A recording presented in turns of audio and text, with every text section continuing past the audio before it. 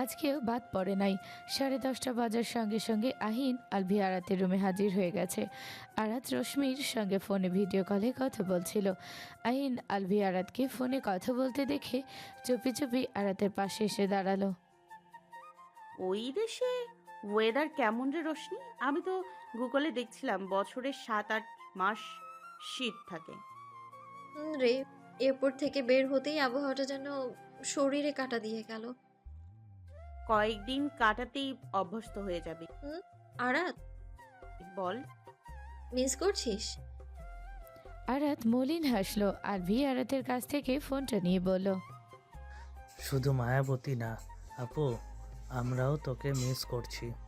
আপু জানিস, তোর রুমটা ফাঁকা থাকে, আমার ওই বাড়িতে একদমই মন টেকে না। আলভির কথায় রশ্মি একটু অবাক হয়ে আরাতকে বলল। আরাত, আমি ঠিক শুনছি তো? আহিন আলভি আরাত তিনজন ফোনের দিকে অবুঝের মতো চেয়ে আছে। রশ্মির কথা না বুঝতে পেরে আরাত বলল, মানে বুঝলাম তোর কথা। বুঝতে পারছিস না? তোর ক্রাশ আমাকে আপু বলে রাখছে, শুনতে পাসনি? হ্যাঁ তাই তো, আমি লক্ষ্য করেছি আলফি রোশনি আপুকে আপু বলে রাখছে। মতলবটা কি বলতো বন্ধু? এখানে মতলবের কি আছে? কি পাইলি? দূরে গেছে জন্য একটু সম্মান করতাছি। এখন আমার মনে হচ্ছে সম্মান জিনিসটা ওই সাতচন্নির সঙ্গে যায় না। মুখ বাঁকা করে কথাটা বলল আলভি। আলভির কথাই রশ্মি ফোনের ওপরে থেকে বলে উঠল, তোর সম্মান তোর কাছেই থাক ভাই, আমার লাগবো না। তুই তো আমাকে সম্মান দিয়ে একদম কানাডা পাঠিয়ে দিলি রে। আরাত মুখে দুষ্টু হাসি দিয়ে বলল, দেখছিস আমার ক্রাশ কতটা উপকারী? তোকে একদম পার্থ চৌধুরীর কাছে পাঠিয়ে দিয়েছে। তো বল, দেখা করবি কবে? তুই ওই বিচ্ছুকে রুম থেকে বের কর, তারপরে এই বিষয়ে কথা বলছি। আহিন আরাতের কাছ থেকে ফোনটা কেড়ে নিয়ে রশ্মিকে বলল, আপু তুমি দূরের মানুষ, দূরেই থাকো, তুমি এখন কেটে পড়ো, আমরা তিনজন মিলে আড্ডা দিব এখন। তোরাই ভাগ আড়াতের রুম থেকে। 1 মিনিট। আহ, তোরা দুজন এত রাতে আড়াতের রুমে কি করিস? পড়াশোনা নেই তোদের? যা গিয়ে পড়তে বস, যা বলছি। আরে আপু, আমরা তো পড়াশোনা নিয়েই আরাত আপুর সঙ্গে একটা অ্যাডভাইস নিতে আসছি। মানে? আহিন ফোনে রশ্মিকে একবার দেখলো, তারপর আরাতের দিকে তাকিয়ে পুনরায় বলতে শুরু করলো, আরাত আপু চলো আমরা আন্দোলন শুরু করে দেই। কেন? নিজের কেরিয়ারের জন্য হইলেও পাঠ্য বই ছাপানোর কালিতে ঘুমের ওষুধ মেশানো বন্ধ করতে হবে। আরাত আহিনের থেকে ফোনটা নিয়ে রশ্মিকে কথা বলার সুযোগ না দিয়ে ফোন কেটে দিতে দিতে রশ্মির উদ্দেশ্যে বলল, তোর সঙ্গে পরে কথা বলছি। কথাটা শেষ করে আরাত ফোনটা বিছানায় রেখে আহিনের দিকে ভ্রু কুচকালো। চেয়ে বলল, মানে কি বলতে চাইছিস তুই? বুঝলা না? না। আহিন এবার আলভির ঘাড়ে এক হাত রাখলো, তারপর একটু সিরিয়াস হয়ে নিজের বক্তব্যে শুরু করলো। এই যে সারাদিন ফোনে কার্টুন দেখি, ভণ্ডামি করে বেড়াই, এগুলোর বেলায় একবারের জন্য চোখে ঘুম ধরা দেয় না, কিন্তু যখনই পড়ার টেবিলে বসে পড়ি ঘুম আমাকে বলে, may I come in sir? বলো আপু কেমন দা লাগে? এটা তো বহুত জটিল সমস্যা তাহলে। গো মায়াবতী, আমারও সেম প্রবলেম। আচ্ছা মায়াবতী, তাহলে কি আহিনের কথাই ঠিক? পাঠ্য বই ছাপানোর সময় ওরা সত্যিই ঘুমের ওষুধ মেশায়? আহিন দাঁতে দাঁত চেপে আলভির গালে হালকা করে থাপ্পড় দিয়ে বলল। না মিশাইলে আমাদের ঘুম ধরে কেন বলো? আলভি আহিনের দিকে তাকিয়ে গালে হাত রেখে গাল ফুলিয়ে বলল, তুই আমাকে থাপ্পড় দিলি কেন? আরে তোর গালে মশা ছিল বলো। তাই বলে এত জোরে থাপ্পড় দিবি? বেশি জোরে হয়ে গেছে তাই না? আহিনের গা জ্বালানোর কথায় আলভি আরাতের দিকে মনোযোগী তাকালো। আলভি তাকানো দেখে আরাত আহিনের উপর একটু রাগে লুকে তাকালো। এটা তুই কি করলি আহিন? আমি আবার কি করলাম? তুই এভাবে খুন করতে পারলি? তুই তো খুনি হয়ে গেলি। এক থাপ্পড়ে সঙ্গীত শিল্পীকে খুন করে দিয়ে বলছিস আমি আবার কি করলাম? বাহ আসামি ভাই আমার, বাহ! তোর প্রশংসার কোনো তুলনা হয় না। আহিন মুখ ভেঙচি কেটে বলল, তোমারও ভণ্ডামির কোনো তুলনা হয় না আপু। আরাত আহিনের কথাই দুহাত কোমরে রেখে মুখটা একটু রাগ মিশ্রিত করে আহিনের উদ্দেশ্যে বলল, তোর এত বড় সাহস, তুই আমাকে ভণ্ড বলছিস? তো বলবো না? সামান্য মশা মরার কারণে তুমি আমাকে আসামি বানাইতেছো তার বেলা? তুই জানোস মশা আমাদের কতটা ভালোবাসে? আরাতের কথায় আহিন অবাক চোখে তাকিয়ে ব্যঙ্গ করে হাসলো। আর আলভি বোঝার চেষ্টা করে আরাতকে জিজ্ঞেস করলো, মায়াবতী, তুমি সত্যি বলছো মশাও আমাদের ভালোবাসে? আলভির কথায় আহিন মুখে চ জাতীয় শব্দ করে নিজের কপালে হাত রাখতে রাখতে বিড়বিড় করলো, নাও, এক বলদ আরেক ভণ্ডকে জিজ্ঞেস করতেছে আমি কি সাধে এটাকে বলদ উপাধি দিয়েছি? হায় রে, সবই আমার কপাল। আরাত আলভিকে নিজের কথায় বিশ্লেষণ করতে পুনরায় বলল, তা নয়তো কি? দেখোস না মশা কত নিখুঁতভাবে আমাদের পুরো শরীরটা ক্যাচ করে, নিজের ভালোবাসার পরশ রেখে দেয়। এখন বুঝলাম। আলভি মাথাটা ঝাঁকিয়ে বুকটা বোঝার মতো করে কথাটা বলল। আর আরাত নিজের কথাগুলো শেষ করে আহিনের দিকে তাকালো। আহিনের দিকে তাকিয়ে পুনরায় আহিনকে উদ্দেশ্য করে বলল, তুই বুঝছোস? বুঝলাম। কি বুঝলি? কি আর বুঝবো তোমার ভণ্ডামি। রশ্মিকে ছাড়া আরাতের দিনগুলো এই ভালো তো এই খারাপ। সারাদিন আরাত শুধু ছোটাছুটি করে সময় কাটাচ্ছে। কখনো রশ্মিদের বাড়িতে গিয়ে রাহিমা সুলতানের সঙ্গে আড্ডা দিচ্ছে, তো কখনো আয়রাদের বাড়িতে গিয়ে আরিশার সঙ্গে আড্ডা দিচ্ছে, আবার কখনো তালুকদার বাড়িতে। রাত হতেই আহিন আলভির সঙ্গে গল্প করছে, রশ্মির সঙ্গে তো ফোনে কথা হচ্ছেই। এভাবেই চলছে আরাতের দিনগুলো। দেখতে দেখতে কেটে গেছে আরও 6টা দিন। আজকে আরাতের কলেজে প্রথম দিন। আরাত কলেজের জন্য রেডি হয়ে নিচে নেমে এলো। আহিন স্কুলে চলে গিয়েছে অনেক আগেই। আদনান তালুকদার, আহাদ তালুকদার অফিসের জন্য বের হচ্ছেন। আরাতকে কলেজ ব্যাগ নিয়ে নিচে নামতে দেখে আদনান তালুকদার আরাতকে নিজের কাছে ডাকলেন। আরফ, মামনি কি এদিকে আসো? আরাত আদনান তালুকদারের কাছে গিয়ে দাঁড়ালো। আদনান তালুকদার আরাতকে বলল, কলেজে একা যাবে মামনি? চলো আমার সঙ্গে, আমরা তোমাকে তোমার কলেজের সামনে নামিয়ে দিব। আমি স্কুটি নিয়ে যাব বড় আব্বু। আনাস ডাইনিং টেবিলের খাবার খেতে খেতে আরাতকে বলল, প্রথম দিন একা একা যাওয়ার প্রয়োজন নেই, আমি তোকে নামিয়ে দিয়ে আসবো। আর তোর কলেজের প্রিন্সিপালের সঙ্গে কথা বল। আমি বললাম তো আমি স্কুটি নিয়ে যাব। আরাত বিরক্তি মুখে কথাগুলো বলতে বলতে খাবার টেবিলের দিকে তাকালো। সেদিকে তাকিয়ে মুখের কথা মুখেই রয়ে গেল। আনাসের পাশে চেয়ারে তাকবীরকে মাথা নিচু করে খাবার খেতে দেখে চঞ্চল আরাত নিমিষেই শান্ত হয়ে গেল। খাবার টেবিলের দিকে তাকিয়ে জিহবা দিয়ে ঠোঁট ভিজে নিয়ে কিছুটা আমতামতা করতে করতে মুখে একটু হাসি টেনে নরম সুরে পুনরায় বলল, না মানে ভাইয়া, আমি স্কুটি নিয়ে যাব। ওকে ওকে, স্কুটি নিয়েই যাস রে বাবা, এদিকে আয়। ভাইয়া ওখান থেকে বলো না, আমি শুনছি তো। তোকে আসতে বলেছি এখানে। আনাসের কথায় আরাত মুখ ফোলালো। আহাদ তালুকদার আনাসকে ধমক দিয়ে বললেন, আনাস, তুমি আমার আম্মুকে এইভাবে ধমকাচ্ছ কেন? সরি বাবা, বোনের সঙ্গে আমার কথা ছিল। বোন এদিকে শোন না। আদনান তালুকদার সদর দরজার দিকে যেতে যেতে বললেন, হাত অনেক লেট হয়ে গিয়েছে, চলে আয়। মামনি ভাইয়া তোমাকে ডাকছে। ভাইয়ার কথা শুনে শুনে হয়তো ভাইয়ার কাছে যাও। কথাটা বলে তিনি বাড়ির ভেতর থেকে বের হয়ে গেলেন। আহাদ তালুকদার মেয়ের কপালে ভালোবাসার পরশ রেখে দিয়ে তিনিও অফিসের উদ্দেশ্যে রওনা দিলেন। আরাত ডাইনিং টেবিলের কাছে এসে চুপচাপ দাঁড়িয়ে পড়ল। আনাস আরাতকে চুপচাপ দাঁড়িয়ে থাকতে দেখে নরম সুরে বোনকে বলল, একা একা কলেজে যাচ্ছিস, আমার ভালো ঠেকছে না বোনু। চল, আজকে তোকে আমি নামিয়ে দেব। আর তোর প্রিন্সিপালের সঙ্গে কথা বলে আসবো, কেউ যেন তোকে ডিস্টার্ব করতে না পারে। আনাসের কথায় আরাতের মুখের পুনরায় গোমরা হয়ে গেল। আদিবা তালুকদার এটো প্লেটগুলো একসঙ্গে রাখতে রাখতে বললেন, আরাত একা কেন? সন্ধ্যা তো আরাতের কলেজে ভর্তি হয়েছে, দুজন একসঙ্গে যাবে। সন্ধ্যা মানে তাকবীর ভাই আর মামাতো বোনের কথা বলছো? হ্যাঁ।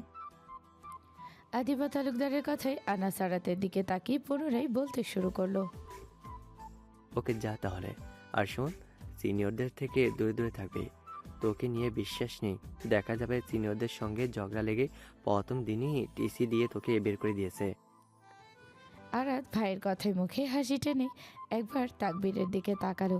সঙ্গে সঙ্গে দুজনের চোখাচোখি হয়ে গেল। আরাত তাকবীরকে নিজের দিকে তাকিয়ে থাকতে দেখে তাড়াহুড়ো করে চোখ নামিয়ে নিল। তাকবীর আনাসের কথায় আরাতকে শান্তশিষ্টভাবে উত্তর করতে দেখে ভ্রুকুচকে আরাতকে কিছুক্ষণ পর্যবেক্ষণ করলো। আরাতকে চুপচাপ দাঁড়িয়ে কাজুমাজু করতে দেখে তাকবীর নিজের চেয়ার থেকে উঠে খাবার টেবিলের সাইড থেকে নিজের ফোনটা নিয়ে অফিসের উদ্দেশ্যে বেরিয়ে গেল। তাকবীরকে বাড়ি থেকে বেরিয়ে যাওয়া দেখে আরাত যেন নিজের ফর্মে ফিরে এলো। চোখে মুখে চঞ্চলতা ফুটে উঠল নিমিষেই। আনাসের পাশে চেয়ার টেনে বসতে বসতে আরাত আনাসের কথার উত্তর করলো। দেখো ভাইয়া, আমি বরাবরই ভদ্র এক মেয়ে, সব সময় ভদ্রভাবে চলাচল করাই আমার কাজ। যদি কলেজে কোনো টিনিয়র আমাকে নিয়ে প্যারায় পড়ে, এটা ওদের প্রবলেম, আমার না। ওকে? আদিবা তালুকদার এটা প্লেটগুলো নিয়ে কিচেনের দিকে যেতে যেতে আরাতকে বললেন, আমরা জানি রে মা, তুই আমার কতটা ভদ্র মেয়ে। সিনিয়রদের সঙ্গে কোনো তর্কে জড়াবি না, বলে দিলাম। আজব! আমি কেন তাদের সঙ্গে ফাউল বকতে যাব? আমার সঙ্গে ফাত্রামি করলে আমি ভদ্র মেয়ের মতো তাদেরকে শুধু বুঝিয়ে বলবো, এই যা। আমি এত কিছু জানি না। তোর নামে কলেজ থেকে কোনোদিন কোনো অভিযোগ আসলে সে... ঠিক আছে, ঠিক আছে, তোমার মেয়ে এতটা অভদ্র না, বুঝলা? কলেজ থেকে কোনো কমপ্লেন আসবে না। মার সঙ্গেও তোর ঝগড়া করতে হবে? আল্লাহ তোকে কি দিয়ে বানাইছে বলতো একটু? এটা তো আমি জানি না। এটা জানার জন্য তোমাকে আল্লাহকে জিজ্ঞেস করতে হবে। তার জন্য তোমাকে এই দুনিয়ার মায়া ত্যাগ করতে হবে। ইস, কতটা ভেজাল! একটা কাজ করো, এদিকে আসো, আমি তোমাকে উপরে পাঠানোর টিকিট কেটে দিতেছি। আরাতের অযৌক্তিক কথায় আনাস মুখে বিরক্তি ছেয়ে গেল। এভাবে 2 সেকেন্ড চুপচাপ বসে থেকে একটা দীর্ঘশ্বাস ফেলে খাবার টেবিল থেকে উঠে ওয়ালেট থেকে টাকা বের করে 2000 টাকা আরাতকে দিতে দিতে বলল, সাবধানে স্কুটি চালাবি, কাউকে যেন দুনিয়া থেকে সরিয়ে ফেলিস না আবার। আমি বের হলাম, আল্লাহ হাফেজ। থ্যাংক ইউ ভাইয়া। বাবা তো গত রাতে আমাকে হাত খরচ দিয়েছে। এটা দিয়ে আমি অনলাইন থেকে শাড়ি কিনবো। আনাস ডাইনিং থেকে 2-3 হাত যাওয়ার পর বোনের কথায় পিছন ফিরে তাকালো। তাকে টেবিলের দিকে এগিয়ে এসে আরাতের দিকে হাত বাড়িয়ে বলল, বাবা তোকে টাকা দিয়ে দিয়েছে, আগে বলিসনি কেন? আমার টাকা এখন আমাকে ফেরত দে। কেন কেন? আমি আমার টাকা তোমাকে কেন দিব? তোর টাকা মানে? দেখ বনু, আমার অফিসে লেট হয়ে যাচ্ছে, আমার টাকা আমাকে ফেরত দিয়ে দে বলছি। এই যে মিস্টার আরিয়ান তালুকদার, আনাস, এই টাকা আমার ভাই আমাকে দিয়েছে। এই টাকা এই মুহূর্ত থেকে এই আরিবা তালুকদার আরাতের, বুঝতে পারছেন? গেট লস কিপটা Anas Talukdar. Security, security, security. ওর সরি, নানির মেয়ে, এই কিপটা আনাসকে এই তালুকদার বাড়ি থেকে ঘর ধাক্কা দিয়ে বের করো ফার্স্ট। তবে রে, দাঁড়াও এখানে। আরাত নিজের দিকে আনাসকে আসতে দেখে আরাত চেয়ার থেকে উঠে কিচেনের দিকে দৌড় দিয়ে চিল্লিয়ে উঠল। নানির মেয়ে, আমাকে বাঁচাও। চিল্লাতে চিল্লাতে আদিবা তালুকদারের পিছনে গিয়ে দাঁড়ালো। মায়ের পিছনে দাঁড়িয়ে কিচেন থেকে ডাইনিং রুমের দিকে উকি দিচ্ছে বারংবার। আরাতকে কিচেনের দিকে দৌড়াতে দেখে আনাস শব্দ করে হেসে সদর দরজা দিয়ে বেরিয়ে গেল। এদিকে আরাতকে এভাবে চিৎকার করতে দেখে আদিবা তালুকদার রেগে গেলেন। সবসময় এত ছুটাছুটি করিস কেন? কলেজে লেট হয়ে যাচ্ছে না? ডাইনিংয়ে গিয়ে বস, আমি তোকে খাইয়ে দিচ্ছি।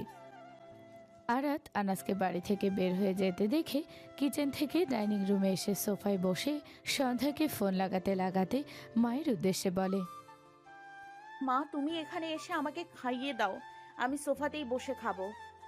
তোর এই বাজে অভ্যাস কবে যাবে বলতো? ডাইনিং টেবিলে বসে খেতে কি সমস্যা তোর? আদিবা তালুকদার কথাগুলো বলে খাবার প্লেট নিয়ে এসে আরাতকে নিজের হাতে খাওয়াতে লাগলেন। আরাত মায়ের কথায় পাত্তা না দিয়ে সন্ধ্যার সঙ্গে কথা বলতে লাগলো। হ্যালো সন্ধ্যা। বল। কই তুই? বাসা থেকে বের হইছিস? এই তো রেডি হইতেছি। কতক্ষণ লাগবে? আমি কিন্তু কলেজে একা একা ঢুকবো না, এবং তোর জন্য বেশিক্ষণ ওয়েট করব না, তাড়াতাড়ি আসবি বলে দিলাম। তুই কলেজের সামনে 2 মিনিট ওয়েট করবি, আমি 10 মিনিটে আসবো। আরাত মুখ বাঁকিয়ে সন্ধ্যার কথার উত্তর করলো। ফাত্রামি করস আমার লগে, তাড়াতাড়ি বের হ। আরে বোন, বের হইছি তো। আম্মু, আমি কলেজে গেলাম। আল্লাহ হাফেজ। আল্লাহ হাফেজ। আরাত ফোনটা কেটে দিয়ে অর্ধেক খাবার খাওয়ার মধ্যে এক গ্লাস পানি খেয়ে কলেজ ব্যাগ নিয়ে বাড়ি থেকে তাড়াহুড়ো করে বের হতে হতে আদিবা তালুকদারের থেকে বিদায় নিল। আদিবা তালুকদার মেয়ের চলে যাওয়ার দিকে তাকিয়ে থেকে মুচকে হাসলেন। কলেজ গেটের সামনে আরাত স্কুটি নিয়ে সন্ধ্যার জন্য প্রায় 10 মিনিটের মতো অপেক্ষা করছে। সন্ধ্যা আসার কোনো নামই নেই। বাধ্যতামূলক একা একা কলেজের মধ্যে প্রবেশ করে কিছুটা ভয় কিছুটা ভালো লাগা মিলে সংমিশ্রণ হয়ে আলাদা এক অনুভূতি কাজ করছে মনের মধ্যে। আরাত কলেজে প্রবেশ করেই মাঠের মধ্যে স্কুটি নিয়ে দাঁড়িয়ে পড়ল। দাঁড়িয়ে এদিক ওদিক তাকিয়ে পুরো কলেজটা দুচোখ মেলে দেখতে লাগলো। কলেজ ভর্তি এত এত ছেলে মেয়েদের মধ্যে আরাতের নিজেকে একা অসহায় মনে হতে লাগলো। হঠাৎ করেই রশ্মির কথা মনে পড়ে গেল। কেন দূরে গেলি রে রোশনি?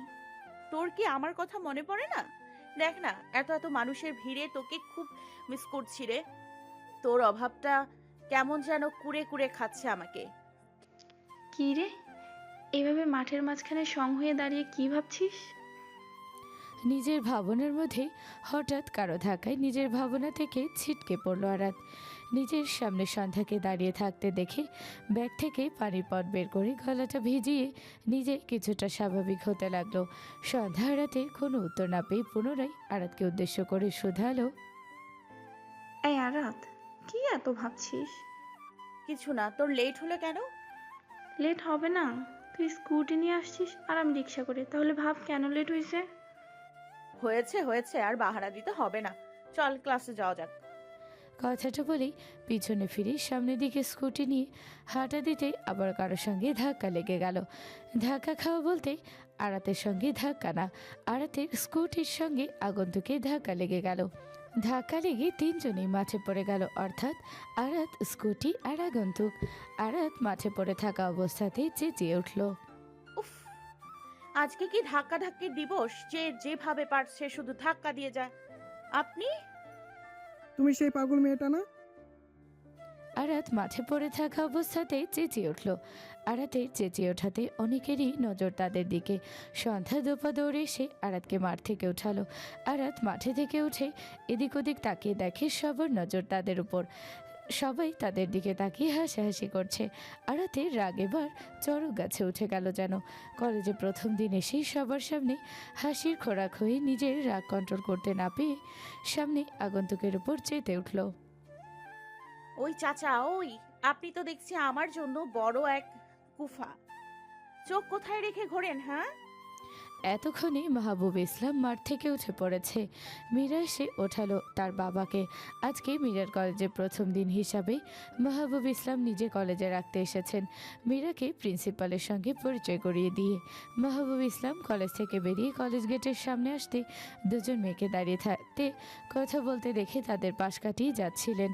ঠিক সে সময় আরাত স্কুটি নিয়ে পিছন ঘুরতেই মাহবুব ইসলামের সঙ্গে স্কুটি ধাক্কা লেগে যায়। আরাত স্কুটির ধাক্কায় তাল সামলাতে না পেরে স্কুটির সঙ্গেই মাঠে পড়ে যায়।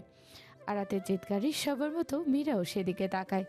মাঠের দিকে তাকিয়ে নিজের আব্বুকে পড়ে থাকতে দেখে মীরা দৌড়ে এসে মাহবুব ইসলামকে মাঠ থেকে হাত ধরে উঠায়। মাহবুব ইসলাম মাঠ থেকে ওঠার পরপর মাহবুব ইসলামকে দেখে সবার হাসি বন্ধ হয়ে গেল এবং সবাই যে যার মতো নিজেদের গন্তব্যে চলে গেল।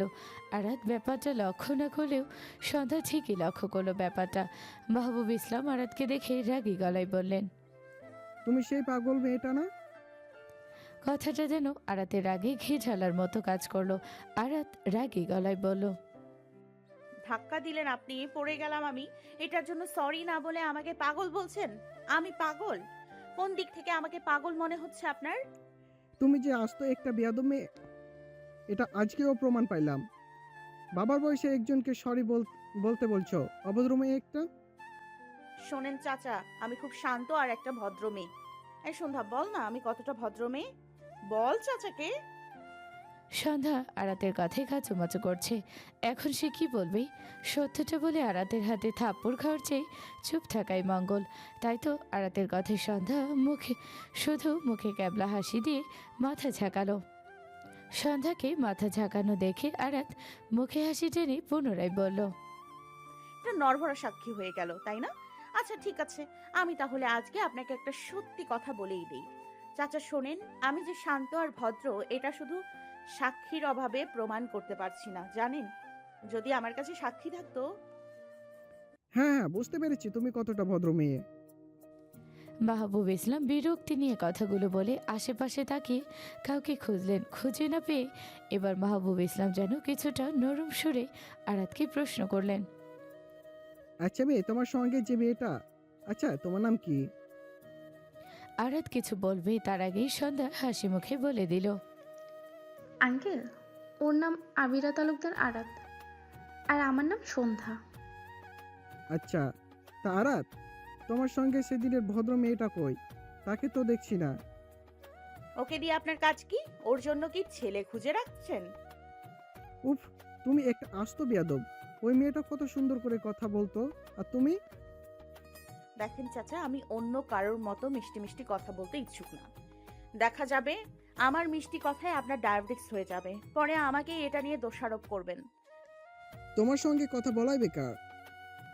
কথাটা বলে বিরক্ত হয়ে মাহবুব ইসলাম নিজের গন্তব্যের দিকে হাঁটা দিলেন। আর আরাত সঙ্গে সঙ্গে শব্দ করে হেসে উঠল, যেন মাহবুব ইসলামকে জ্বালাতে পেয়ে অনেকটা মজা পেয়ে গেছে। এতক্ষণ ধরে মীরা আরাত আর নিজের বাবার ঝগড়াগুলো দেখছিল। মীরার যেন বিশ্বাস হচ্ছে না তার বাবা এতটা ঝগড়া করতে পারে, তাও আবার অচেনা এক মেয়ের সঙ্গে। মাহবুব ইসলাম বেশ কিছুদিন আগে থেকে মাঝে মধ্যেই বাড়িতে একটা মেয়ের কথা গল্পে গল্পে বলে, আর মেয়েটাকে পাগল বলে নিজে নিজে হাসে। সেই গল্পের মেয়েটা যে এই আরাত নামের মেয়ে, এটা মীরা এতক্ষণ ধীর বুঝে নিয়েছে। মীরা আরাতের দিকে অদ্ভুত চোখেতে আরাতের কথাগুলো শুনছে। এদিকে সন্ধ্যা আরাতকে জিজ্ঞেস করলো, এই আরাত, মুরব্বির সঙ্গে ঝগড়া করলি কেন? তোরা কি পূর্ব পরিচিত? আরাত হাসতে হাসতে সন্ধ্যার কথায় উত্তর করলো, আর বলিস না, একদিন রাস্তায় দেখা হয়েছিল। রশনি স্কুটি চালাচ্ছিল, হঠাৎই চাচা স্কুটির সামনে এসে যায়। সেই জন্য তুই এমন ঝগড়া করবি আঙ্কেলের সঙ্গে? আরাতের মুখের হাসিটা যেন গাঢ় দেখা গেল। সন্ধ্যার কথায় হাসি মুখে আরাত পুনরায় বলল, আরে চাচা কিন্তু মজার আছে, ওনাকে জ্বালাতে আমার ভালোই লাগে। কি কিউট না চাচাটা, বল? দোয়া কর আবার যেন দেখা হয়। হুম, আর তুই আবারও যেন মুরব্বির সঙ্গে ঝগড়া শুরু করে দিতে পারিস, তাই না? ওদের কথোপকথনের মধ্যে মীরা ওদের দিকে এগিয়ে এসে নিজের এক হাত বাড়িয়ে দিয়ে হাসি মুখে বলল, hi, my name is Meera. Arat সন্ধ্যা নিজেদের কথার মধ্যে কারো কণ্ঠস্বর পেয়ে সেদিকে তাকাতেই একটা কিউট মেয়েকে হাত বাড়িয়ে দিয়ে তাকিয়ে থাকতে দেখলো। সন্ধ্যা হাসি মুখে মীরার হাতে হাত মেলালো। ও হাই, মাই নেম। সন্ধ্যার কথা শেষ হওয়ার আগে মীরা বলে, সন্ধ্যা অ্যান্ড আরাত, রাইট? সন্ধ্যা হাসি মুখে বলল, হ্যাঁ। মীরা হাতটা নামিয়ে নিয়ে মুখে হাসি রেখে বলল, ফার্স্ট ইয়ার? হুম, তুমিও নিশ্চয়ই। হ্যাঁ, চলো ক্লাসে যাওয়া যাক। ওকে চলো। আরাত স্কুটি পার্কিংয়ে রেখে এসে তিনজন মিলে ক্লাসের দিকে যেতে লাগলো। ক্লাসে যেতে যেতে মীরা আরাতের দিকে তাকিয়ে পুনরায় বলে, তুমি কথা বলছো না কেন? আরাত এদের পরিচয় পর্ব শেষ হতেই তিনজন মিলে ক্লাসের দিকে যেতে যেতে মীরার কথার উত্তর করলো, কি আর বলবো, মুডটাই নষ্ট হয়ে গেল। কই ভাবলাম কলেজে প্রথম দিন এসে কলেজের কোনো কিউট হ্যান্ডসাম হাজারো মেয়ের ক্রাশের সঙ্গে নায়িকাদের মতো ধাক্কা খাবো, আর বাকি মেয়েরা আমাদের দুজনকে দেখবে আর জ্বলবে। আমাদের এক ধাক্কায় প্রেম হয়ে যাবে। হায় হায় হায় হায়, অথচ দেখো ধাক্কা খাইলাম তো খাইলাম কার সঙ্গে? আরাত মুখ বাঁকা করে কথাগুলো বলতেই মীরা আর সন্ধ্যা একসঙ্গে শব্দ করে হেসে উঠল। সন্ধ্যা হাসতে হাসতে বলল, আচ্ছা, কলেজে কোনো ড্যাশিং হ্যান্ডসাম গুড লুকিং বয় নেই? মানে পুরো ভার্সিটির মেয়েদের ক্রাশ এবং টপার? হ্যাঁ, আছে তো।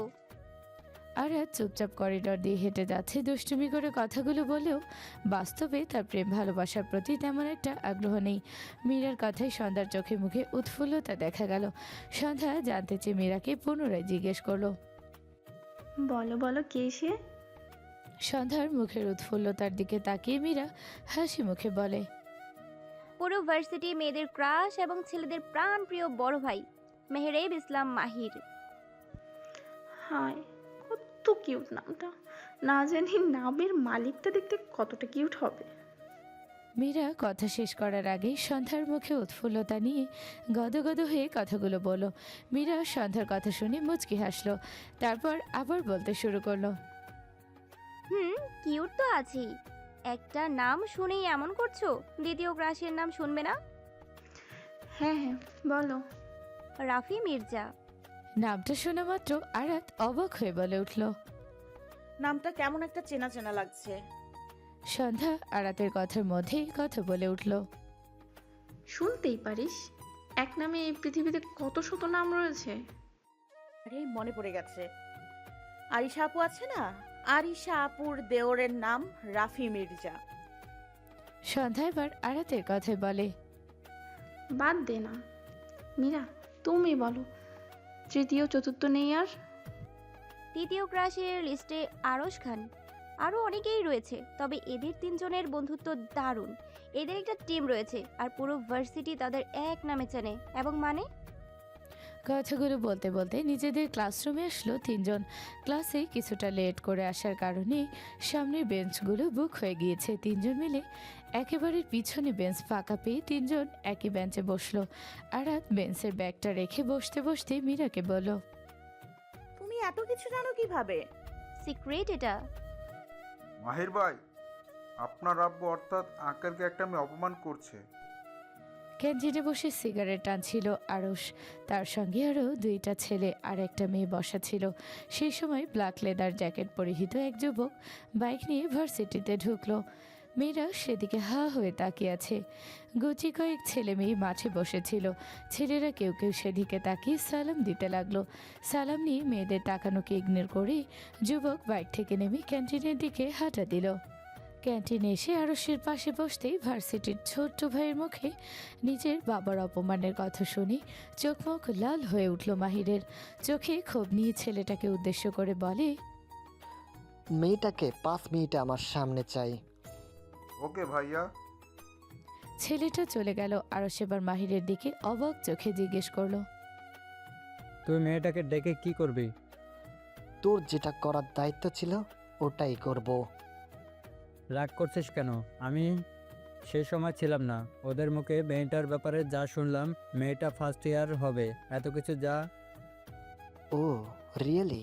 প্রথম দিন এসে এত তেজ? মেহরাব ইসলাম মাহিরের বাবাকে অপমান, ইন্টারেস্টিং।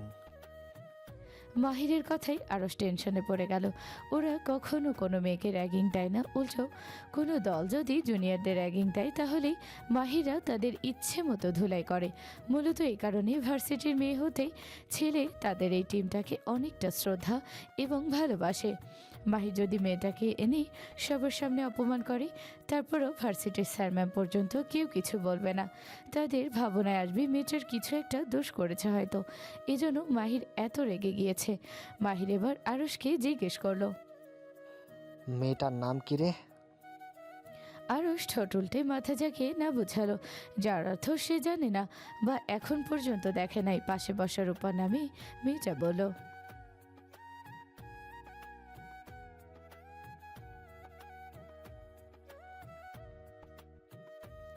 মাহির আরাত নামটার মুখ বাঁকা করে দুইবার বিড়বিড় করলো। ক্লাস চলাকালীন হঠাৎ একটা ছেলে ক্লাসরুমের দরজায় এসে ম্যামের উদ্দেশ্যে বলল, may I coming ma'am? Yeah of course, কোনো প্রয়োজন? ম্যাম, আরিবা তালুকদার আরাত নামে মেয়েকে মাহির ভাই ডাকছেন। নামটা শোনা মাত্র পুরো রুম অবাক হয়ে আরাতের দিকে তাকালো। কিছুক্ষণ আগে ম্যাম সবার সঙ্গে পরিচয় করে দিয়েছেন, সেক্ষেত্রে ক্লাসরুমের সবার আরাতকে চিনতে অসুবিধা হলো না। কিন্তু মাহির পুরো ভার্সিটির ক্রাশ। মীরা তাকে দেখার জন্য কত শত অপেক্ষা করে। সেই মাহির আরাতকে কেন রাখবে? নিশ্চয়ই আরাত মাহিরের পরিচিত, নয়তো স্পেশাল কেউ হবে। এটা নিয়ে সবার মধ্যে কানাঘুষা শুরু হয়ে গেল। আবার কেউ কেউ তো বলাবলি করছে মাহবুব ইসলামের সঙ্গে ঝামেলার বিষয়টি নিয়ে মাহির মেয়েটাকে সাজা দেওয়ার জন্য ডাকছে। ক্লাসরুমে কিছুটা হইচই পড়ে গেল। ম্যাম সবার উদ্দেশ্যে ধমকের সহিত চেঁচিয়ে উঠল, সাইলেন্ট। সঙ্গে সঙ্গে পুরো রুম নীরব হয়ে গেল। ম্যাম আরাতকে ছেলেটার সঙ্গে বাহিরে যাওয়ার আদেশ দিলেন। এদিকে আরাত সন্ধ্যা দুজন দুজনের মুখ চাচাই করে হকচকিয়ে গেল। আরাত সবাইকে একবার দেখে নিয়ে দাঁড়িয়ে পড়ল। আরাতের দাঁড়ানোর সঙ্গে সঙ্গে সন্ধ্যাও দাঁড়িয়ে গেল। ম্যাম আরাতের সঙ্গে সন্ধ্যাকে দাঁড়াতে দেখে বললেন, তুমি দাঁড়ালে কেন? ম্যাম, আমিও আরাতের সঙ্গে যেতে চাই। ওকে একা একটা ছেলের সামনে ছাড়তে চাইছি না।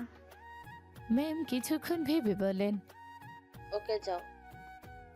ছেলেটা তারা দিতে লাগলো। আরাতের সঙ্গে সন্ধ্যাও বের হলো। ওদের যাওয়ার পর মীরা ম্যামকে বলে ক্লাসরুম থেকে বের হলো। করিডর দিয়ে ছেলেটা আগে আগে যাচ্ছে, তার কয়েক পা পিছন পিছন আরাত সন্ধ্যা দুজন যাচ্ছে। আরাত সন্দিহান গলায় সন্ধ্যাকে পর্যবেক্ষণ করে। তুই আসলি কেন? সন্ধ্যা মুখে লাজুক হেসে আরাতের কথার উত্তর করলো। ছেলেটা বললো না মাহির মানে আমার ক্রাশ তোকে ডাকছে, তাই ভাবলাম ক্রাশের মুখটা দর্শন করে আসা যাক। তুই আমার জন্য আসছস? তুই আমার জন্য আসছস নাই, তুই ওই মাহির না তাহিরকে দেখতে যাচ্ছিস। তুই হারামি, আমার সঙ্গে কথা বলবি না। আমি ভাবলাম আমার টেনশনে তুই আমার সঙ্গে আমাকে সাপোর্ট দেওয়ার জন্য যাচ্ছিস, আর তুই। আরে তোকেও সাপোর্ট দিব, আর আমার ক্রাশকেও দেখবো। এক ঢিলে দুই পাখি। শর্তেই আমার লগে কথা কবি না, হারামি। দুজনের কথা বলার মধ্যে দিয়ে ক্যান্টিনে এসে দাঁড়ালো দুজন। সামনে ছেলেটার কারণে সামনের ব্যক্তিকে দেখা গেল না। হঠাৎ সামনে ছেলেটা সাইড হতে আরাতের চোখ আটকে গেল সামনের ব্ল্যাক লেদার জ্যাকেট পরে পায়ের উপর পাতলে ফোনের দিকে তাকিয়ে থাকা ব্যক্তির উপর। ভাই, এই যে মেয়েটা। ছেলেটার কথা কানে আসতেই মাহির ফোন থেকে চোখ উঠিয়ে কৌতূহলী চোখে তাকালো। তাকিয়ে ছেলেটাকে উদ্দেশ্য করে জানতে চাইলো। কোনটা? ছেলেটা আরাতকে হাতের ইশারায় দেখিয়ে দিতে দিতে বলল, ভাই, সাদা জামা পরা মেয়েটা। মাহির ছেলেটাকে হাতের ইশারায় সেদিকে তাকাতেই আরাতের সঙ্গে চোখ মিলে গেল। আরাতকে নিজের দিকে এক ধ্যানে তাকিয়ে থাকতে দেখে মাহির ভ্রুকুচকে আরাতকে পা থেকে মাথা অবধি পর্যবেক্ষণ করলো। হালকা কোকড়ানো লম্বা বেনি করা চুলের সঙ্গে সাদা readymade white Angel three piece পরিহিত লাল ফর্সা মুখটাই যেন আরাতকে স্নিগ্ধ পড়ে লাগছে। মাহির আরাতের মুখের দিকে কিছুক্ষণ তাকিয়ে থাকার পর কিছু একটা মনে পড়তেই মুখে এক চিলতেই হাসি খেলে গেল। অদ্ভুত মেয়ে। আরশ মাহিরকে একটু ধাক্কা দিয়ে বলল, দোস্ত, এটা তো এয়ারপোর্টের বাচ্চাদের মতো কান্না করা সেই মেয়েটা না? মাহির চেয়ার থেকে উঠে এসে আরাতের সামনে দাঁড়ালো। এক নজর আরাতকে দেখে আরাতের পাশ কেটে নিজের ক্লাসের দিকে চলে গেল। মাহিরের চলে যাওয়ার দিকে সবাই অবাক হয়ে তাকিয়ে রইল। আরশ চেয়ার থেকে উঠে মাহিরের পিছে যেতে যেতে মাহিরকে আশ্চর্যের ন্যায় প্রশ্ন করলো, এটা কি হইল? তুই মেয়েটাকে কিছু বললি না কেন? মুড নেই। মানে কি? তাহলে মেয়েটাকে এভাবে ডেকে নিয়ে আসার মানেটা কি? মাই মার্জি। মাহিরের গাছাড়া ভাব দেখে আরশের বিরক্তি লাগলো। রূপা নামে মেয়েটা সেদিকে তাকিয়ে অবাকের ন্যায় বলে,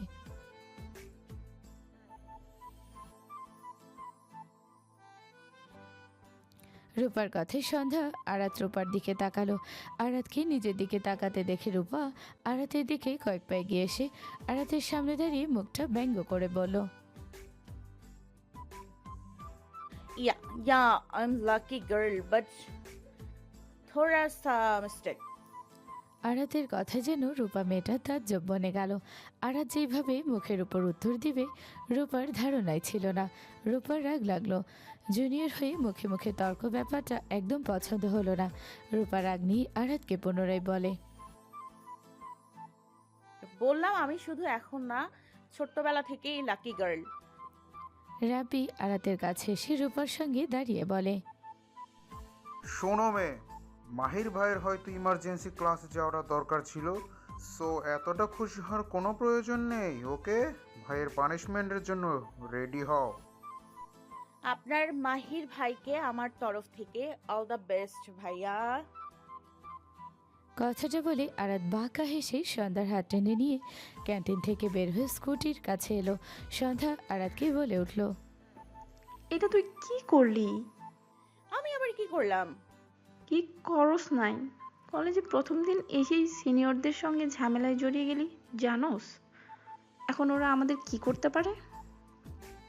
আরাত সন্ধ্যার কথায় ঠোঁট উল্টিয়ে গাছাড়া ভাব নিয়ে উত্তর করলো, হোয়াট এভার, যা ইচ্ছা করুক, আমার কি তাতে? কলেজের র্যাগিং কথা শুনছস?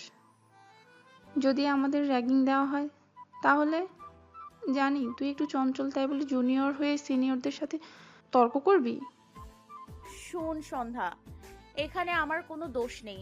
মাহির নামে ছেলেটা কিন্তু কিছু বলে নাই। ওরা শুধু শুধু আমার সঙ্গে লাগতে আসলে আমিও কমে ছেড়ে দিব না। সন্ধ্যার মাহির নামটা শোনা মাত্র মুখের উৎফুল্লতা ভেসে উঠল। সন্ধ্যার উৎফুল্লতার সহিত আরাতকে হাত দিয়ে ঝাঁকাতে ঝাঁকাতে বলল, মাহির, উফ রে, এত কিউট কেন রে ছেলেটা? আমি প্রথম দেখায় ক্রাশ খেলাম। সাচরামি বন্ধ কর। বাসাতে যেতে চাইলে স্কুটিতে উঠে পড়। আজকে আর ক্লাস করব না। তুই বাসায় চলে যাবি, আমি আর একা একা কি করব? চল, আমাকে বাসায় নামিয়ে দিবি। চল। আরাত আর সন্ধ্যা স্কুটি নিয়ে কলেজ থেকে বের হয়ে গেল। কলেজের দোতলার করিডোরে দাঁড়িয়ে মাহির আরাতের যাওয়ার দিকে তাকিয়েছিল। আরশ মাহিরের পাশে এসে দাঁড়িয়ে বলল, এটা কি তোর অশ্রু ভেজা চোখের মালিকানা? হুম, তার ওই অশ্রু ভরা চাউনি মারাত্মক সুন্দর ছিল। রোশনি রে, Roshni Roshni Roshni, I am crush. Arat বাড়িতে এসে কোনো দিকে না তাকিয়ে সোজা সিঁড়ি বেয়ে দৌড়ে নিজের রুমে এসে রুমটা ভেতর থেকে লক করে রশ্মির কাছে ফোন লাগালো। রশ্মি বসা থেকে বের হয়ে একা একা রাস্তা দিয়ে রং বেরঙের ম্যাপল পাতার সৌন্দর্য উপভোগ করতে করতে পার্থর সঙ্গে প্রথমবার যেখানে দেখা করছিল সে জায়গায় সে একটা বেঞ্চে বসে পড়ল। রশ্মির বেঞ্চে বসার পর পার্থর সঙ্গে প্রথম দেখা হওয়ার মুহূর্তগুলো মনে পড়ে গেল। রশ্মি পার্থ কথা মনে পড়তেই মুচকি মুচকি হাসতে লাগলো। হঠাৎ ফোন আসায় নিজের ভাবনা থেকে বের হয়ে ফোনটা দেখলো। আরাতের ফোন দেখে মুচকি হেসে ফোন রিসিভ করতেই ফোনের ওপাশ থেকে আরাতের উৎফুল্লতা ভরা কণ্ঠ ভেসে এলো। রশ্মি আরাতের কথায় অবাক হয়ে জিজ্ঞেস করলো, তুই ক্রাশ মানে? বুঝলাম না, এমন হাঁপাচ্ছিস কেন? আমি ক্রাশ মানে এই ব্যাটারে ভালো লাগছে। এক কাজ কর, তুই এক গ্লাস পানি খেয়ে নে আগে, তারপর সবকিছু খুলে বল। আরাত রশ্মির কথায় বেডসাইড টেবিলের উপর থেকে জগ নিয়ে এক গ্লাস পানি খেলেও ঝকঝক করে খেয়ে নিল। রশ্মি পূর্বে নেই ঠান্ডা কণ্ঠে আরাতকে শুধালো, তোর না আজকে কলেজের প্রথম দিন, এই অসময়ে বাসায় কি করিস? দোস্ত, পার্থর সঙ্গে তোর প্রথম দেখায় কেমন অনুভূতি হয়েছিল রে? রশ্মি যেন আরাতের কথায় কিছুটা লজ্জা পেল এবং অবাক হলো কিছুটা। আরাত অধৈর্য নেই পুনরায় জানতে চাইল। রশ্মি এবার তার আর পার্থর প্রথম দেখা হওয়াটা আমতা আমতা করে বলতে শুরু করলো, আমাকে বলছিল প্রথমবার আমাকে শাড়ি পরিয়ে হিত দেখতে চায়। আমিও মনে হাজারো রং নিয়ে তার রোশনি রানী সেজে গিয়েছিলাম। তারপর পার্থ রিসোর্টে মিট করতে চাইছিল, বাট আমার ইচ্ছা ছিল এই হালকা ঠান্ডা ওয়েদারে রং বেরঙের ম্যাপল পাতার সৌন্দর্যের মতো তাকে অনুভব করার। সে আমার ইচ্ছে পূরণ করেছে। সে আমাদের প্রথম দেখায় এই রাস্তায় হাজারো ম্যাপল পাতার মধ্যে একটা ছোট্ট বেঞ্চে আমার জন্য ওয়েট করছিল। তুই তো জানিস আমার শাড়ি একদমই পছন্দ না, তারপরেও তার জন্য আমি বাঙালি নারীদের মতো কুচি করা লাল সুতি শাড়ি সঙ্গে হাত ভরে কাচের চুড়ি পরে চুলগুলোকে খোপা বেঁধে তার রোশনি রানী সেজে গিয়েছিলাম। কথাগুলো বলেই রশ্মি একটু নিঃশ্বাস নেয়। আরাত অধৈর্য নেই রশ্মিকে তাড়া দিতে লাগলো, মেন পয়েন্টে এসে হ্যাং মেরে গেলি কেন? তারপর বল না। আরে বাবা দাঁড়া, একটু নিঃশ্বাস নিতে দে। নিঃশ্বাস পরেও নিতে পারবি, আগে কথা শেষ কর। আমার ভেতরে এক্সাইটেড কাজ করছে পরের লাইন শোনার জন্য। রশ্মি আরাতের কথাই দুষ্টুমি করে বলে, নিঃশ্বাস বন্ধ রাখে কিভাবে? এই টেকনিক আগে আমাকে শেখা, তারপর বাকি কথাগুলো বলবো। আরাত রশ্মির কথায় বিরক্ত হয়ে পুনরায় জানতে চেয়ে বলে, আরে ফাইজলামু বাদ দিয়ে বল না রে বোন, তুই যখন পার্থর সামনে গেছস তোর কেমন ফিল হয়েছিল? আরাত কথাগুলো বলে রশ্মির উত্তরের অপেক্ষা করলো। রশ্মি আরাতের ব্যাকুলতা বুঝতে পেরে মুচকি হেসে পুনরায় বলতে শুরু করলো, আমার হেঁটে আসা পায়ে শুকনো ম্যাপল পাতাগুলো মচমচে শব্দের যখন পার্থ বেঞ্চে বসা অবস্থাতে মাথাটা ঘুরিয়ে তাকালো। বিশ্বাস কর আরাত, আমি না ওই মায়াবী চেহারায় থমকে গেলাম। আমার পা চলাচল বন্ধ হয়ে গেল। মানুষ এতটা মায়াবী কিভাবে হয়? সে যেন বাস্তব এক রূপ রাজকুমার। আমি তার বর্ণনা দিয়ে শেষ করতে পারবো না। রশ্মির কথার মধ্যে আরাত কথা বলে উঠল। তোকে দেখে পার্থ চৌধুরীর রিয়াকশন কেমন ছিল? রশ্মি এবার একটু বেশি লজ্জা পেল। লজ্জা মাখা মুখে রশ্মি পুনরায় বলে উঠল। সে আমাকে দেখে যেন কিছু মুহূর্তের জন্য নিস্তব্ধ হয়ে বসেছিল। কয়েক মুহূর্ত পর আমি তার সামনে গিয়ে হাত দিয়ে ইশারা করলাম। সঙ্গে সঙ্গে সে স্বাভাবিক হয়ে গেল। আমি তাকে জিজ্ঞেস করলাম আমাকে কেমন লাগছে। সে সরু মুখে মলিন হেসে পুনরায় আমার দিকে তাকিয়ে বলল, আমার জীবনটা এলোমেলো করে দেওয়ার জন্য যথেষ্ট। ব্যাটা তো দারুণ রোমান্টিক আছে। আরাতের দুষ্টমিতে রশ্মি মুচকি হাসলো, তারপর একটু মলিন মুখে বলল, আমি তার কথার মানে বুঝিনি। আমাদের মিট করার আগেও আমার সঙ্গে ফোনে স্বাভাবিকভাবেই কথা বলেছিল। দেখা করার পর কেমন যেন আলাদা পার্থক্য অনুভব করলাম আমি। যেন এই পার্থক্য আমি জানিই না। হয়তো প্রথম দেখা করছিস, এজন্য এমন লাগছে। না রে, এই পার্থর সঙ্গে আগের পার্থের মিল খুঁজে পাই না আমি। কেন, তোদের মধ্যে ঝামেলা হয়েছে নাকি? না, পার্থ ওর ফ্রেন্ডের সঙ্গে আমায় পরিচয় করিয়ে দিয়েছে জানিস। তাদের মধ্যে একজন বাঙালি ছেলে আছে। ওই ভাইয়ার কাছে পার্থ অল্প স্বল্প বাংলা শিখেছে। রশ্মির কথায় আরাত কিছু বলতে নিবে দরজার বাহিরে আদিবা তালুকদারের কণ্ঠ শুনতে পেয়ে আরাত রশ্মিকে তার হুড়াই বলল, তোর সঙ্গে পরে কথা বলবো, মা ডাকছে, আল্লাহ হাফেজ। আরাতের ফোনটা কেটে গেল। রশ্মি ফোনের দিকে তাকিয়ে ছোট্ট একটা নিঃশ্বাস ফেলে মন খারাপ নিয়ে বলল, তোকে জড়িয়ে ধরে অনেক কথা বলতে ইচ্ছে করছে রে আরাত, কিন্তু আফসোস মন চাইলেও সম্ভব না। বিকাল 5:35 ঘরে আতিফ শেখ বাসায় এসে বাহিরের পোশাক বদলে নিচে নেমে এলেন। ড্রয়িং রুমে এদিক ওদিক তাকিয়ে নিজের গিন্নিকে খুঁজলেন। আনহা শেখের টুকটাক আওয়াজ আরশির রুম থেকে ভেসে এলো। আরিশা আর আনহা শেখ আড্ডা দিচ্ছেন। আতিফ শেখ বড় মেয়ের রুমের দিকে যেতে নিতেই কিচেন থেকে টুকটাক শব্দ কানে ভেসে এলো। আতিফ শেখ চোখের চশমাটা হাত দিয়ে ঠিক করে নিয়ে হাতের ঘড়িতে সময় দেখল। এই অসময়ে কিচেন রুমে কে থাকতে পারে এটা দেখার জন্য দু এক পা করে কিচেনের দিকে এগিয়ে গেলেন। কিচেন রুমে আয়রাকে কোমরে ওড়না পেঁচিয়ে পাতিলে দুধ ঢালতে দেখে আতিফ শেখ বললেন, আম্মু তুমি অসময়ে কিচেনে কি করো? আয়রা মনোযোগ সহকারে পাতিলে দুধ ঢালছিল। হঠাৎ কারো কণ্ঠস্বর শুনতে পেয়ে চমকে ওঠে। কিছুটা দুধ নিচে পড়ে যায়। আয়রা পিছনে তাকে নিজের বাবাকে দাঁড়িয়ে থাকতে দেখে বলে, ও আপু তুমি, আমি তো ভয় পেয়ে গিয়েছিলাম। তুমি একা একা কিচেনে কি করো? কিছু খেতে ইচ্ছে হইলে তোমার আম্মুকে বলতে, তোমার আম্মু বানিয়ে দিত। আয়রা আতিফ শেখের কথায় মুখে হাসি টেনে বলে, আপু আমি তোমার পছন্দের পায়েস রান্না করছি, তুমি জাস্ট ড্রয়িং রুমে 15 মিনিট ওয়েট করো, দেখবে তোমার পায়েস রেডি হয়ে গেছে। আমার তো একা ফেভারিট না আম্মু, শুধু কি আমার জন্য কষ্ট করছো? আতিফ শেখের দুষ্টুমি কথায় আয়রা লজ্জা পেল। লজ্জায় উত্তেজিত হয়ে ভুল ভাল উত্তর করল, আমার খুব প্রিয় দুই ব্যক্তির জন্য। আয়রা মুখ ফসকে কথাটা বলে চোখ মুখ খিচে বন্ধ করে নিজের মাথায় নিজেই ছোট্ট করে বাড়ি দিল। আতিফ শেখ মেয়ের পাগলামি দেখে শব্দ করে হেসে উঠল। আয়রা আতিফ শেখের হাসি দেখে মুখ ফুলিয়ে এগিয়ে এসে আতিফ শেখের হাত ধরে টানতে টানতে কিচেন রুম থেকে বের করে বলল, আপু তুমি যাও না প্লিজ। আচ্ছা বাবা ঠিক আছে, আমি যাইতেছি। পাগল মেয়ে একটা, দেখি এইদিকে এসো। আতিফ শেখ কথাটা বলেই আয়রার কপালে একটা ভালোবাসার পরশ এঁকে দিল। এবার আয়রা আর আতিফ শেখ দুজনের একসঙ্গে হেসে উঠল। আতিফ শেখের দুই মেয়ে খুব আদরের, তবে বড় মেয়ে থেকে ছোট মেয়েকে একটু বেশি আগলে রাখেন তিনি। কথায় আছে মেয়েরা বাবার প্রতি দুর্বল থাকে আর ছেলেরা মায়ের প্রতি, কিন্তু আয়রা তার বাবার প্রতি দুর্বল আর আরিশা ওর আম্মুর প্রতি। আয়রা ওর আম্মুকে একটু ভয় পায়। আয়রা পায়েস রান্না করে আতিফ শেখকে নিজে বসে থেকে খাওয়ানোর পরে আরিশা আর আনহা শেখের জন্য রেখে দুইটা টিফিন বাটি সাজালো। একটা তার আনাস ভাইয়ের জন্য, আরেকটা তালুকদার বাড়ির জন্য। টিফিন বাটি সাজানোর শেষে নিজেকে পরিপাটি করে নিয়ে বাবাকে বলে চলো মামার বাড়ির উদ্দেশ্যে। আরাত গুনগুন করতে করতে আহিনের রুমে যাচ্ছে। দুপুরে রশ্মির সঙ্গে কথা বলার সময় মায়ের ডাকে রুম থেকে বের হয়ে কিচেনে আসতেই দেখে দুপুরে রান্না হয়েছে আরাতের পছন্দের সুস্বাদু গরুর কষা মাংস। আরাত আদিবা তালুকদারের কথা না শুনেই পুনরায় নিজের রুমের দিকে দৌড়।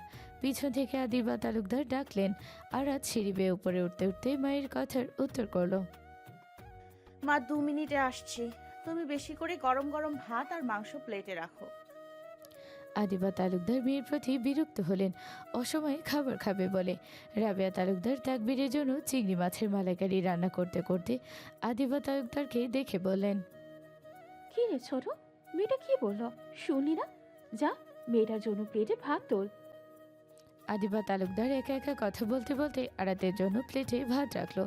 আরাত ফ্রেশ হয়ে যেভাবে দৌড়ে রুমে গিয়েছিল আবার সেভাবেই দৌড়ে রুম থেকে বের হয়ে এসে ভাতের প্লেটটা নিয়ে সোফাতে বসলো। এটা দেখে আদিবা তালুকদার এবার আরাতকে বকা দিতে লাগলেন। তুই আর ঠিক হবি না? কবে বড় হবি? ডাইনিং টেবিলে গিয়ে বসে সুন্দর মতো খাবি, তা না শুধু সোফাতে। হঠাৎ কোনো মেহমান আসলে কি ভাববে তারা? উফ মা, তুমি আবার শুরু করলে, দূর ভাল লাগে না আর।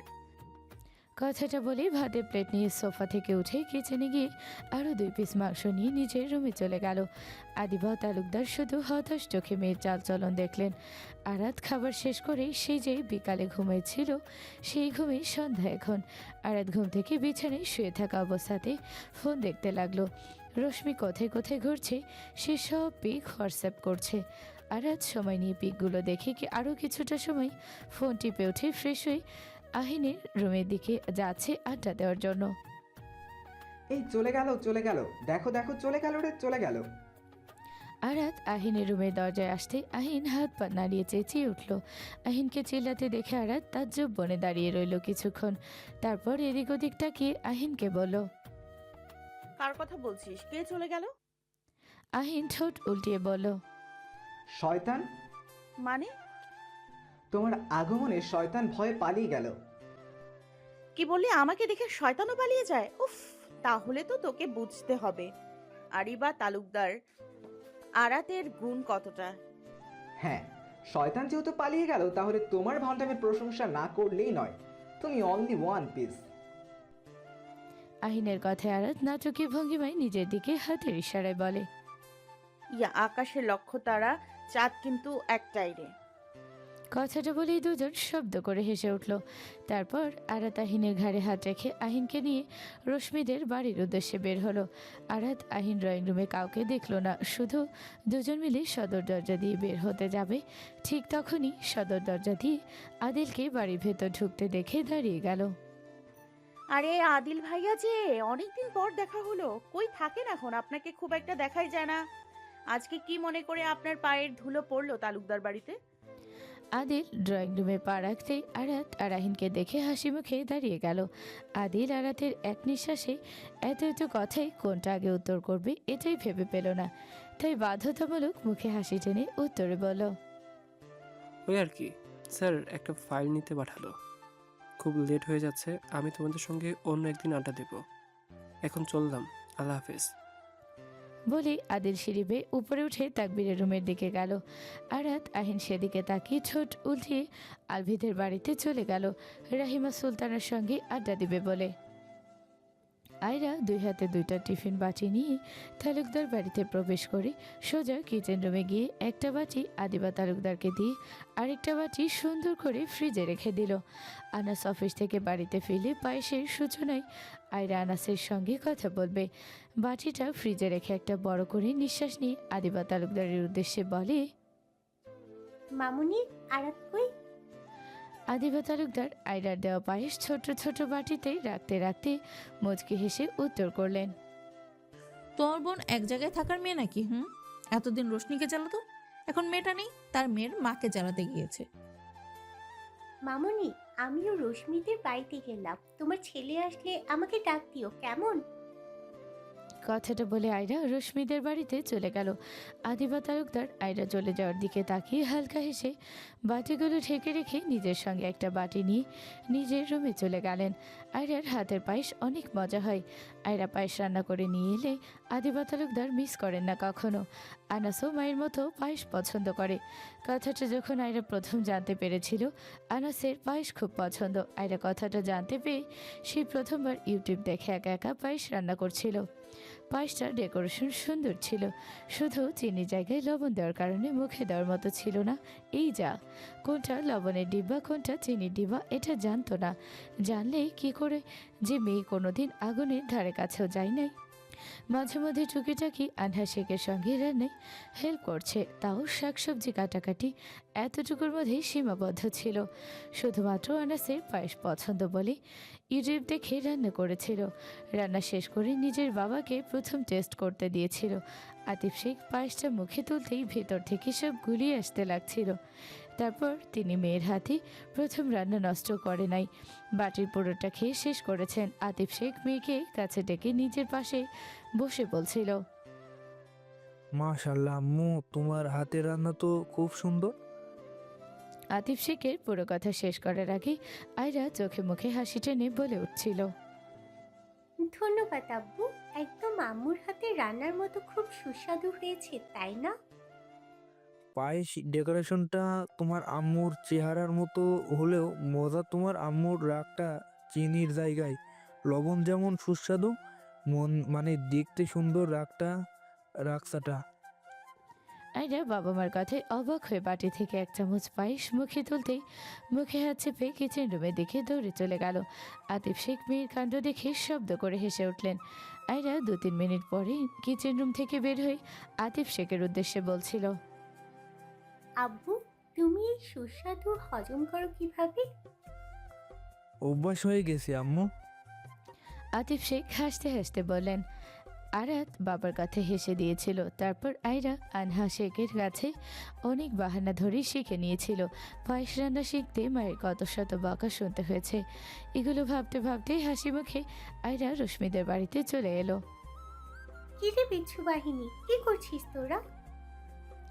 আয়রার কথায় ড্রয়িং রুমে মেঝেতে বসে লুডো খেলা অবস্থাতেই আহিন, আলভি, আরাত 3 জন পিছনে তাকালো। আলভি আরাতকে জায়গা করে দিতে দিতে বলল, ও আয়রা আপু, বসো বসো, আমরা লুডো খেলছিলাম। আয়রা বসতে বসতে বলল, নতুন করে খেলা শুরু কর, আমিও খেলবো। না আপু, আর মাত্র 6-7 মিনিট ওয়েট করো প্লিজ। দেখো আমি জিতে গিয়েছি। আরাত নতুন করে খেলতে নারাজ। আহিন আর আরাতের মধ্যে হাড্ডাহাড্ডি চলছে। দুজনের একটা করে গুটি রয়েছে। আলভিকে তো আরাত অনেক আগে বুঝিয়ে সুঝিয়ে গুটিগুলো খেয়ে নিয়েছে। রানিং চাল নিয়ে 4 বার খেলা হয়ে গেছে। 3 বারের মধ্যে আরাত 1 বার জিতেছে আর বাকি 2 বার আহিন জিতেছে। এটাই শেষ খেলা। আরাত আহিন দুজন লুডো খেলতেছে, আলভি ওদের দুজনের খেলা দেখছে। আয়রা বসে থেকে উঠে পুরো রুমটা দেখতে লাগলো। হঠাৎ আলভি আরাতের উদ্দেশ্যে বলে, আচ্ছা মায়াবতী, তোমার কি বৃষ্টিতে ভিজতে ভালো লাগে?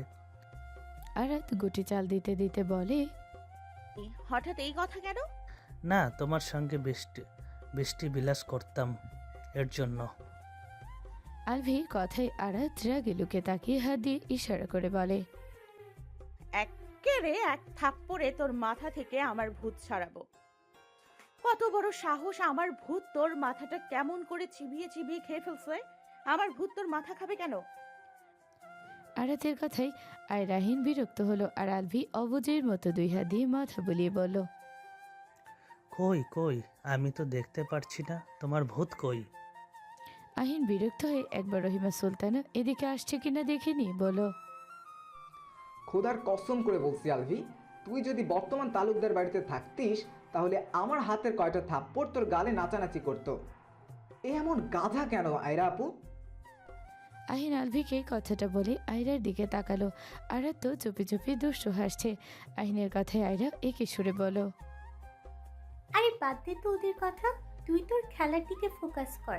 আরাতকে চিনিস না? তোর মনোযোগ নষ্ট করার জন্য আজেবাজে বকছে। আয়রার কথায় আরাতের হাসি মুখটা আরো গভীর দেখা গেল।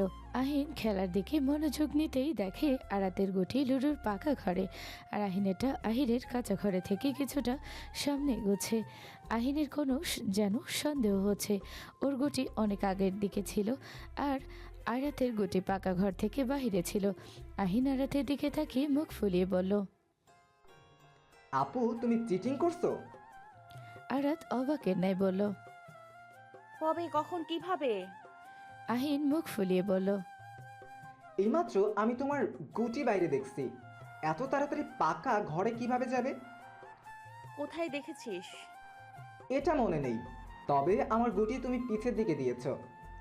দেখ ভাই, তুই তোর গুট্টি কোন ঘরে ছিল এটাই জানিস না।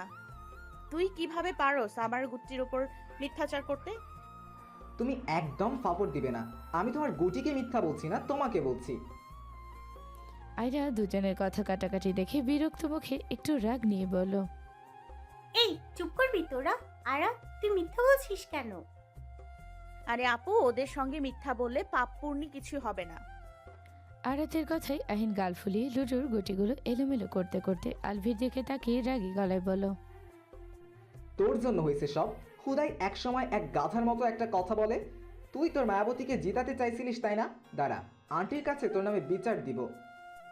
কথাটা বলে আহিন মেঝে থেকে উঠতে যাবে। আহিনের হাত ধরে টেনে আরাত পুনরায় মেঝেতে বসাতে বসাতে বলল, তুই তো দেখি সিরিয়াসলি রেগে গেছিস। যা, আমি দুধ ভাত, তুই জিতেছিস। বস, আন্টিকে বিচার দিতে হবে না, বস। আহিন গাল ফুলিয়ে বসে পড়ল। আলভি আগের কথা নিয়ে পুনরায় আরাতকে বলল, বলো না মায়াবতী, তোমার বৃষ্টিতে ভেস্তে ভালো লাগে? হ্যাঁ লাগে তো, এখন কি করবি? আরাতের কথায় আয়রা দুষ্টু হেসে বলে, হ্যাঁ, তোর মায়াবতী বৃষ্টিতে ভিজতে ভালো লাগে, আর আমার ভালো লাগে তোর মায়াবতী বিদ্যুৎ চমকানো দেখে ভয় পেয়ে বাড়ির ভিতরে দৌড় দিতে, দেখতে ভালো লাগে। আয়রার কথায় আলভি অবাকের ন্যায় বলল, মায়াবতী তুমি বিদ্যুৎ চমকানো দেখে ভয় পাও? তুমি তো একদমই ভিতর ডিম।